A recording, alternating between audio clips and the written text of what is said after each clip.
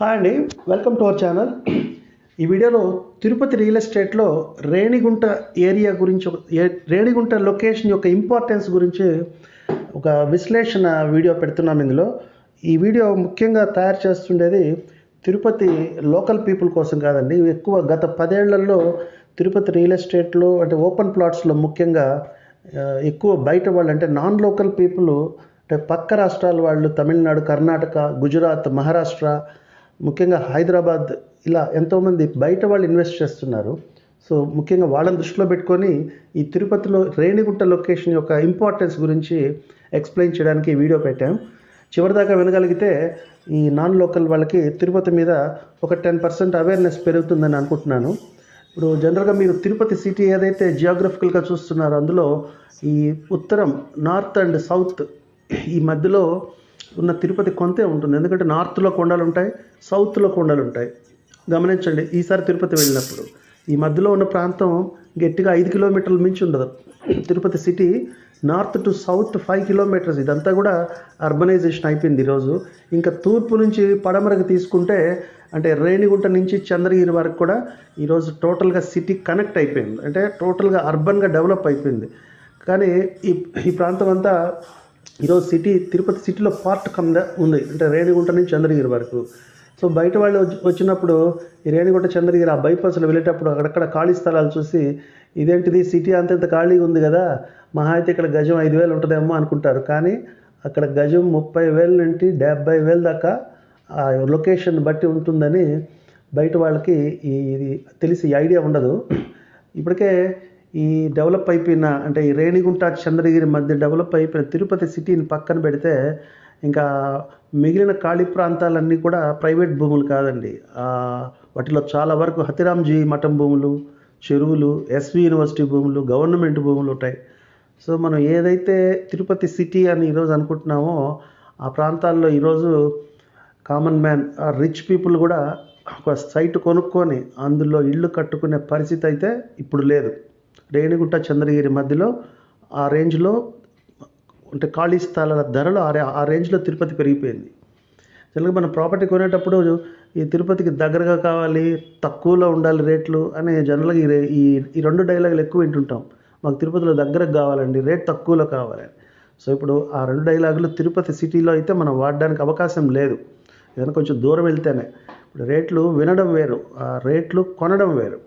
So వాస్తవాన్ని digest చేసుకోలేకపోతే ఇప్పుడు time waste అవుతుంది. చేతిలో ఉన్న డబ్బులంతా అయిపోతే మళ్ళీ మన దగ్గర ఉన్న డబ్బులకి ఎక్కడికో తిరుపతికి సంబంధం లేని ఏరియాకి వెళ్ళి కొనుక్కోవాల్సి వస్తుంది.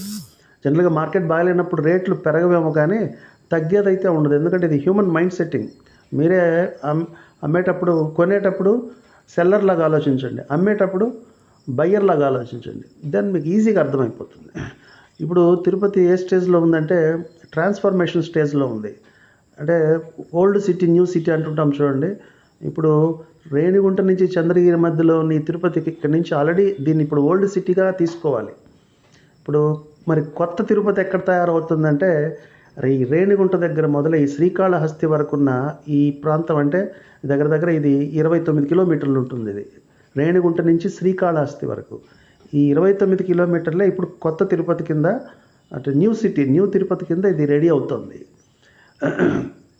ఇప్పటికే రేణిగుంట ఏర్పేడు మధ్యలో అయితే స్థలాల రేట్లు మామూలుగా లేవు. అంకణం 50,000 నుంచి కొత్త లేఅవుట్లు హైవే కేసినవి 75,000 కూడా వేస్తున్నారు కొందరు. సో అంటే గజం 16,000, 17,000, 18,000.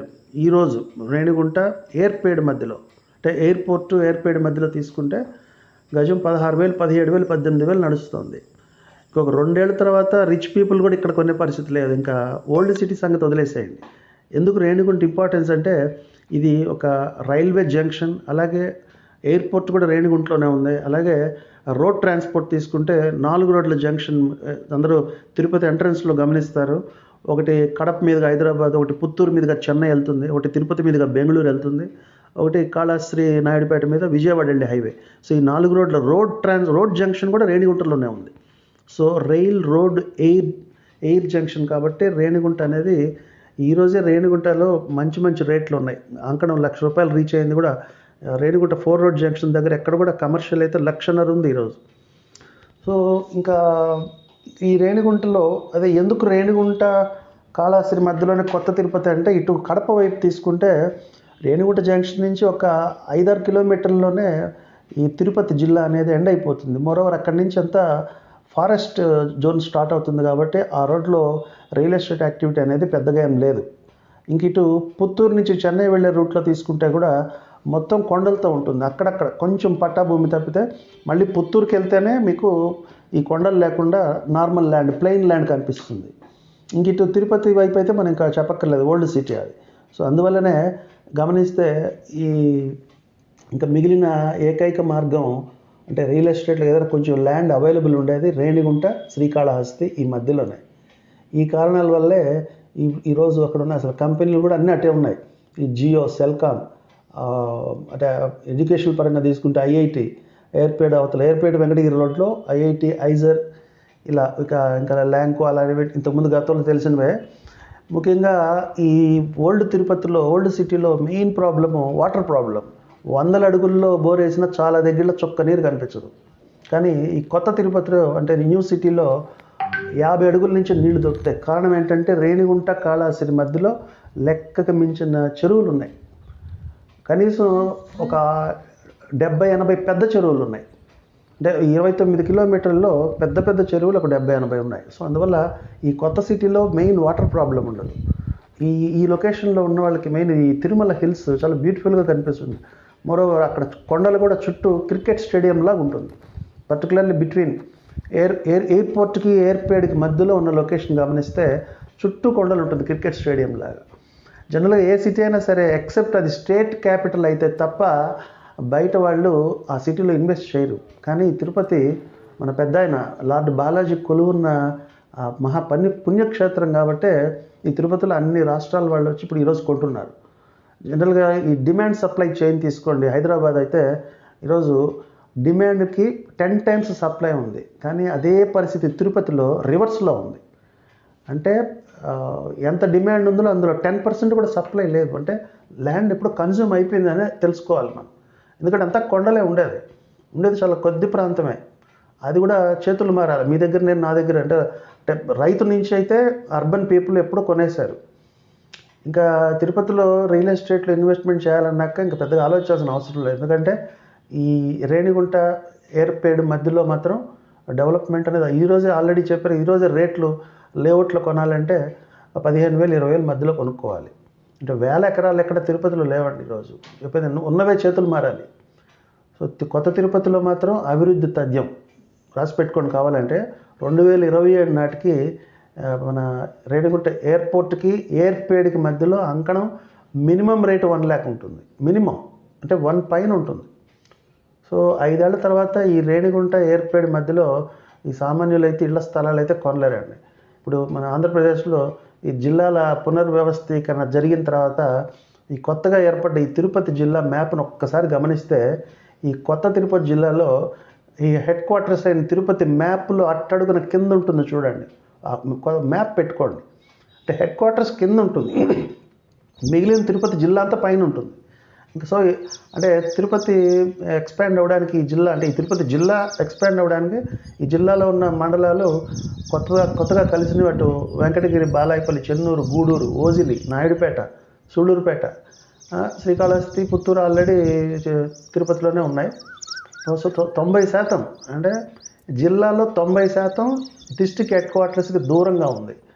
ఇందులో రేణిగుంట మాత్రమే, అంటే రేణిగుంట, ఎయిర్పేడ్ అని ఈ ఒక్క లొకేషన్ మాత్రమే హెడ్ క్వార్టర్స్ ఆనుకొని ఉంది. ఈ పాయింట్ గమనించండి. మనకి ఎప్పుడైనా జిల్లా హెడ్ క్వార్టర్స్ నుంచి అంతా చూస్తాం కదా. సో జిల్లా హెడ్ క్వార్టర్స్కి ఆనుకొని ఉన్న ఏకైక లొకేషన్ రేణిగుంట, ఎయిర్పేడ్. ఈ 2 మండలాలు, మిగిలిన మండలాలన్నీ ఎక్కడో ఉన్నాయి. ఎందుకంటే అవి ఈ మ్యాప్లో కొత్తగా కలిపినవి. గతంలో అవి నెల్లూరు జిల్లాలో ఉన్నాయి. సో